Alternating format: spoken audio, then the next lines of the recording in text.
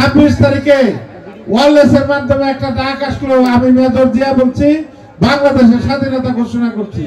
উনি বাংলাদেশের প্রথম প্রেসিডেন্ট, কারণ একটা সামরিক বাহিনী নেতা ছাড়া স্বাধীনতার ঘোষণা দিয়েছে। উনি সামরিক আইন জারি করে এই দেশের প্রথম রাষ্ট্রপতি, শহীদ প্রেসিডেন্ট রাষ্ট্রপতি জিয়া রহমান। শেখ মুজিবের আত্মীয় স্বজন কে মুক্তিযুদ্ধ আছে? একটি লোক মুক্তিযুদ্ধ নাই। তাদের অনুসারী যারা আছে 72-এর পর চুরি ডাকাতি করছে এই দেশে। যারা মুরব্বীরা আছেন সকলে জানেন, এক বাড়িতে 7 বার, এক গ্রামে 7 বার ডাকাতি করছে। তাদের বিচার হয়েছে চৌরাস্তার মাঠে, ঈদগাহ প্রাঙ্গণে, আপনারা সকলে জানেন। আমি এখন আমাদের দলের ঘাপটি মেরা কিছু নেতাদের বলবো, আপনারা আসেন, দেখে যান সকল চেয়ারম্যানের সহ আমাদের সাথে কত হাজার হাজার নেতা কর্মী সহ জনগণ আছে। আপনারা যারা এক প্রান্তে বসে দলের ভিতরে বসে চক্রান্ত করছেন, তাদের চক্রান্ত অল্প দিনের ভিতরে নস্যাৎ হয়ে যাবে ইনশাআল্লাহ। মানুষ এ দেশ 9 মাসে স্বাধীন করেছে, ছাত্র জনতাই দেশ 5ই আগস্ট স্বাধীনতা দিতে অর্জন করেছে। আপনাদের চিনার আর বাকি নাই। আপনারা আওয়ামী লীগের দূষর, আপনারা সাবধান হয়ে যান। এক কোণালে বসে, এক জায়গায় বসে 10টা অনুষ্ঠান করে 2-1টা সাংবাদিক নিয়ে ফুটেজে দেখান, দালালি ছেড়ে দেন, রাজনীতি বাদ দেন। এই দেশের মানুষ আর বোকা না। নিজেদের দলের ভিতরে কোন দল করবেন, মানুষ এই দেশ থেকে জুতা বেরে আপনাদের বাসন থানা থেকে বের করে দিবে। বিএনপির ভিতরে ঘাপটি মেরে যারা আছেন, তারা বিএনপির নেতা কর্মীদেরকে অত্যাচার করেছেন, তাদের হয়ে যান। ঘাপটি মেরে নেতা আমরা পছন্দ করি না। কোন কথা থাকলে সামনে এসে বলবেন। আমরা যদি উত্তর দিতে পারি আমরা মাঠে থাকবো, না দিতে পারলে সালাম করে চলে যাব। আপনাদেরকে সাবধান করে দিলাম। জনপ্রিয়তা অর্জন করতে চান তাহলে জনগণের কাছে যান। আমার নেতা তারেক রহমান বলছে 31 দফার মাধ্যমে জনগণের সাথে আমাদের সম্পৃক্ততা বাড়াইতে হবে, জনগণের ভালোবাসা নিতে হবে, জনগণের ভোট দিতে হবে।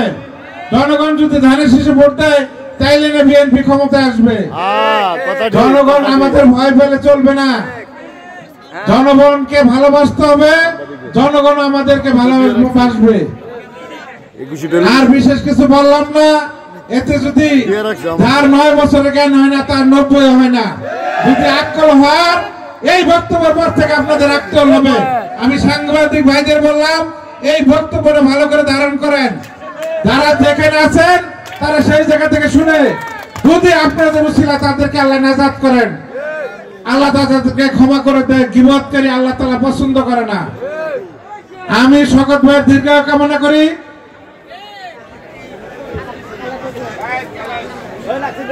যারা বেগম খালেদা যে অসুস্থ এখন হাঁটতে পারছে, আল্লাহ তাআলা তাকে সুস্থতা নসিব দান করুক। আমরা মা মাটি ডাকছে, তারেক রহমানকে মাইয়া গেছে লন্ডনে আনতে। সুস্থ হয়ে মা বেটা একসাথে বিমানবন্দরে আসলে আমরা সব লক্ষ লক্ষ জনতা হেঁটে যাবো, আমাদের গাড়ির দরকার নাই। এয়ারপোর্ট থেকে বরণ করে এসে ধানের শীষ মার্কাকে বিজয় করে আমরা তাদেরকে রাষ্ট্রীয় ক্ষমতায় বসে শকত ভাইকে এমপি বানিয়ে আমরা পরে আপনার কাছে অনেক চাওয়া আছে, আপনি সেই আশাগুলি পূরণ করে দিবেন। কমপক্ষে আমাদের বাসন থানা আপনার পাশে আছে। আমরা এদিক থেকে পশ্চিম দিকে তাকাইলে আপনার বাড়ি দেখতে পাই। কায়া দেখলে মায়া বাড়ে, আমাদের দেখলে আপনার মনটা যদি নরম হয়। আমরা আপনাদের কাছে অনেক চাওয়া আছে, ক্ষমতা আসলে এগুলো সকলকে দিন। প্রশাসনের বাইরে যারা আছেন তারা আমি এই 5 তারিখের পরে একটি বক্তব্য দেই, ছাত্র জনতা পুলিশ প্রশাসন ভাই ভাই দেশটা নতুন করে গড়তে চাই, সকলে মিলে সহযোগিতা করবেন। আল্লাহ হাফেজ। বাংলাদেশ জিন্দাবাদ।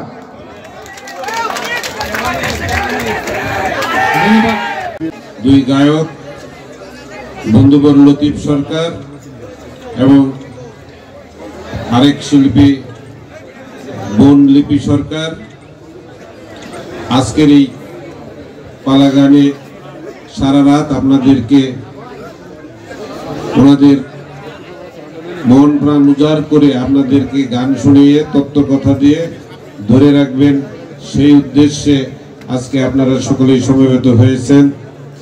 এই গানের সম্মানিত সভাপতি, আমাদের এই বাসন থানা বিএনপির সংগ্রামী সভাপতি জনাব তানভীর সিরাজ, আজকের উদ্বোধক বাংলাদেশ জাতীয়তাবাদী শ্রমিক দলের গাজীপুর মহানগর শাখার সম্মানিত আহ্বায়ক ফয়সাল আহমেদ সরকার, বিশেষ মেহমান হিসাবে উপস্থিত আছেন জনাব মোহাম্মদ এইচ.এম. সিরাজুল হক, আমাদের সকলের সুপরিচিত বিএনপির বিশেষ নেতা, আমাদের মাঝে উপস্থিত কোনাবাড়ি থানা বিএনপির সংগ্রামী সাধারণ সম্পাদক বাবুল হোসেন, আমাদের মাঝে উপস্থিত বাংলাদেশ শ্রমিক দলের গাজীপুর জেলা শাখার আহ্বায়ক এবং কেন্দ্রীয়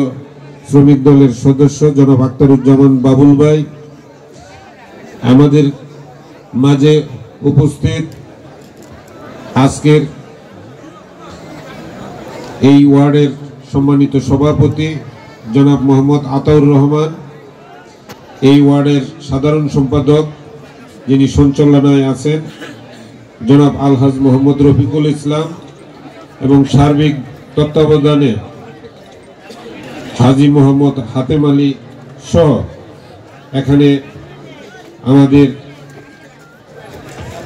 শ্রদ্ধেয় নেতৃবৃন্দ এবং শ্রদ্ধেয় মুরব্বিয়ান, আমাদের অঙ্গ সংগঠনের সকল নেতৃবৃন্দ,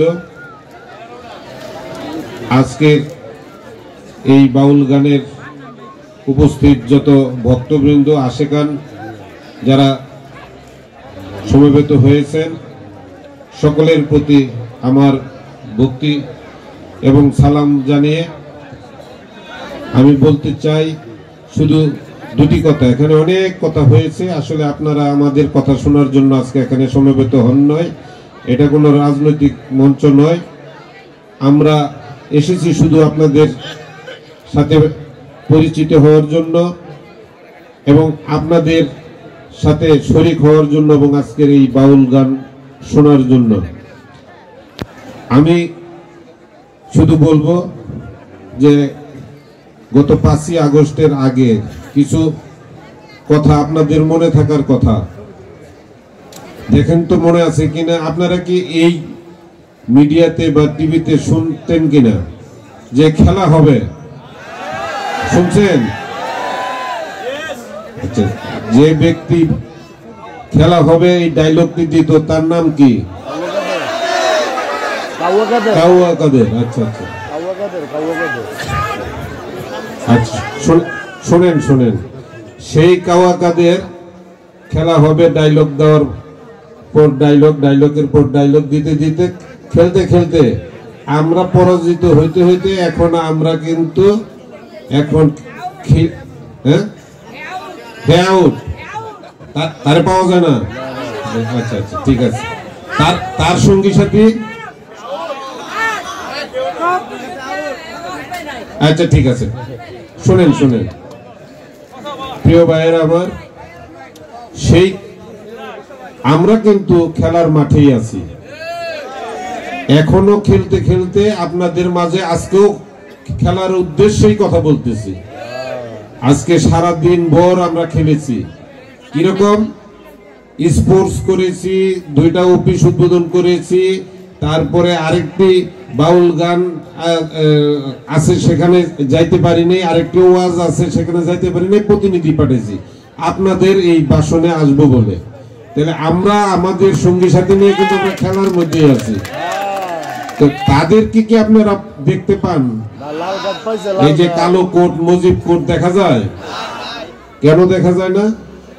তাদের যে নেত্রী, সে যেদিন 5 তারিখে 40 মিনিটের সময় নিয়ে চলে গেল, সে যে গেল তার আগে কি বলছে, কয় আমি পালাবো না, শেখ হাসিনা পালায় না। এখন কি পালাইছে?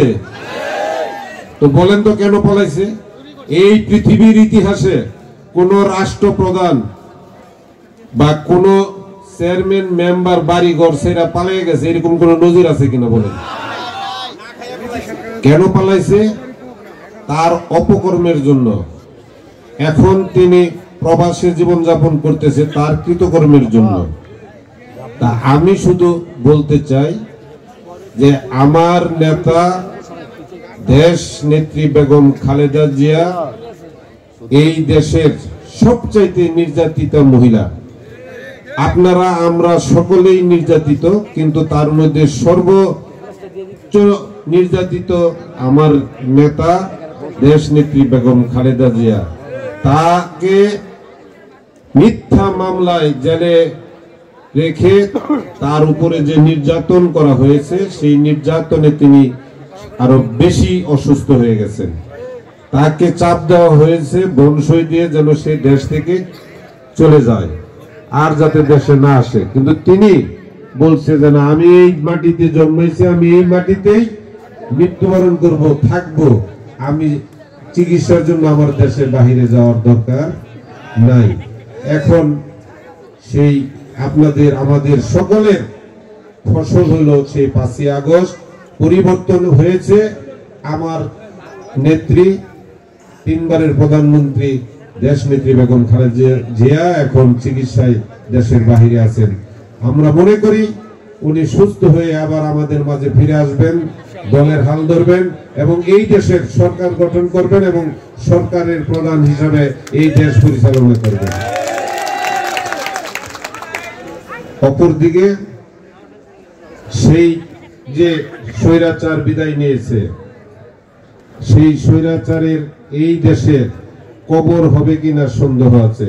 তার যদি মৃত্যু হয় এই বাংলার জমিনে তার কবর হবে কিনা সন্দেহ আছে। কারণ তার অপকর্মের জন্য তার যে শাস্তি, তার সেই শাস্তি তাকে ভোগ করতেই হবে। তার মৃত্যুর পরেও তাকে ভোগ করতে হবে। এটা হাদিস এবং কোরআনের কথা। আমি সেদিকে লম্বা চড়া কথায় যাব না। আমি শুধু আপনাদের কাছে দোয়া চাই, আগামীতে যে সরকার হবে আমরা বিশ্বাস করি সেই সরকার একটা অবাধ সুষ্ঠু নির্বাচন দিলে বিএনপির সরকার হবে। আমরা এবং আমি সেই বিএনপির সরকারের একজন অংশ হিসাবে, একজন কর্মী হিসাবে, একজন ব্যক্তি হিসাবে আপনাদের পাশে থাকতে চাই, আপনাদের সেবা করতে চাই, আপনাদের কাছে সেই সুযোগ চাই, আপনাদের কাছে দোয়া চাই, আপনাদের সমর্থন চাই। আর আজকে এই বাউল গান সফল হোক, সার্থক হোক, সুন্দর হোক। আজকের এই রজনী আপনাদের আনন্দময় হোক, সুখের হোক, সেই কামনা করে এবং সকলের দীর্ঘায়ু কামনা করে এবং আজকের শিল্পী কলাকুশলী যারা আছেন সকলকে আমার পক্ষ থেকে আন্তরিকভাবে অভিনন্দন, ধন্যবাদ জানিয়ে, কৃতজ্ঞতা জানিয়ে আমি আমার সংক্ষিপ্ত বক্তব্য এখানে শেষ করছি। বাংলাদেশ জিন্দাবাদ। সকলকে ধন্যবাদ।